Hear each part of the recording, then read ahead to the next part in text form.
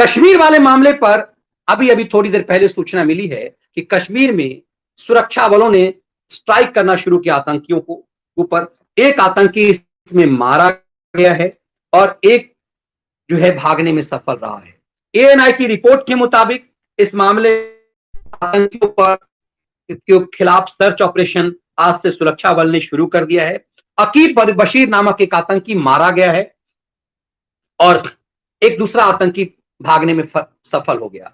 इसी बीच अमित शाह ने, जानकारी के मुताबिक अमित शाह ने राज्य के उपराज्यपाल मनोज सिन्हा को दिल्ली तलब किया है और माना जा रहा है कि अजित डोभाल, अमित शाह और मनोज सिन्हा साथ में डीजीपी जम्मू कश्मीर के बीच गहन चर्चा के बाद कश्मीर पर अब सरकार एक गंभीर फैसला लेने वाली है और इसी लिहाज से सरकार अब यह तय करेगी कि इस पूरी प्रक्रिया में किस ढंग से कश्मीर को लेकर के काम किया जाए। महबूबा मुफ्ती की कल की का जो बयान है वो आपको ध्यान होगा, जिसमें महबूबा मुफ्ती परेशान नजर आ रही है। महबूबा कह रही है कि कश्मीर में जो कुछ भी हुआ है उसके कारण सरकार को अब स्ट्राइक करने का एक बहाना मिल जाएगा। तो क्या अमित शाह ने तैयारी कर ली है कि मजहब पहचान करके जिस ढंग से कश्मीर में मारा गया है सिखों और हिंदुओं को, इन आतंकियों के साथ क्या काम किया जाए। अब सोशल मीडिया पर मुहिम चलाइए कि यदि आतंकियों का कोई मजहब नहीं होता तो गिरफ्तार किए गए आतंकी, जिन लोगों को भी पकड़ा जाता है इस तरह के काम में, उनके अंतिम संस्कार मजहबी सम्मान के साथ नहीं होना चाहिए। जिस तरह से अमेरिका ने ओसामा बिन लादेन समेत दूसरे आतंकियों के साथ किया, दुनिया के संपन्न राज्य जैसे करते हैं, भारत को भी अब इसी तरह का रुख अख्तियार करना चाहिए।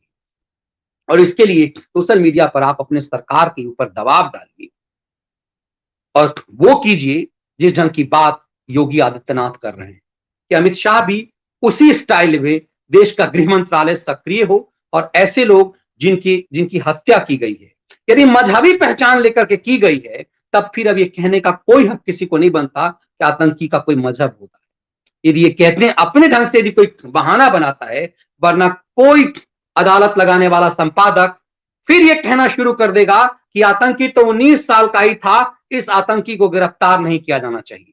यदि शाहरुख खान के बेटे के लिए इस ढंग की लाइन तैयार की जा सकती है क्योंकि शाहरुख खान के पास अथाह पैसा है, तो किसी वकील को इससे फायदा हो जाएगा,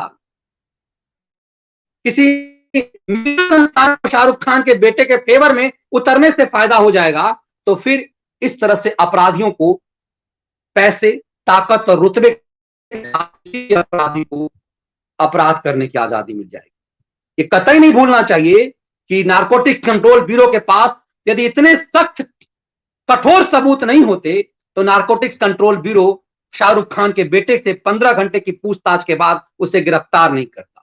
और एनसीबी ने सिर्फ गिरफ्तार नहीं किया, अदालत ने उसकी पुलिस कस्टडी दी, फिर उसको जुडिशियल कस्टडी भेजी है और जमानत अर्जी खारिज की है। ऐसे में किसी बड़े धनाढ्य और एजेंडा चलाने वाले कोई पत्रकार और संपादक यदि इस तरह से चलते हैं तो हम सबको सचेत रहना पड़ेगा कि उनका एजेंडा किस लिए होता है।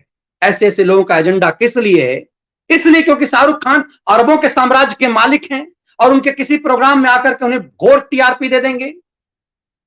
वकील का अपना पेशा है, वकील का काम, कोई भी वकालत, किसी वकील पे आप आरोप नहीं लगा सकते हैं। एक वकील का काम है तर्क देना। एक वकील का काम है ये कि यदि शाहरुख खान का बेटा दोषी भी है तो उस वकील को ये अपने तर्क से साबित करने का अधिकार है। यही उसकी गुणवत्ता है। एक वकील की गुणवत्ता यही है कि अपने तर्क से वो साबित कर दे कि वो जो कह रहा है वो सही है। इसीलिए किसी वकील पर सवाल आप नहीं उठा सकते, लेकिन किसी वकील की आड़ में पत्रकारिता के साथ गंदा खेल करने वाले को राष्ट्रवाद के आवरण ओढ़ करके आप उसका महिमा मंडन नहीं कर सकते। आप वकील की वकालत की, किसी वकील के शब्दों की आड़ में आकर के आप अपराध को जस्टिफाई नहीं कर सकते। इस चीज को मुझे लगता है कि बहुत पीड़ादायक है कि आप किसी ऐसे धनाढ्य व्यक्ति के बेटे के अपराध को सामान्य बता रहे हो, तो फिर बुरहान बानियों के अपराध को भी आपको सामान्य बताना पड़ेगा।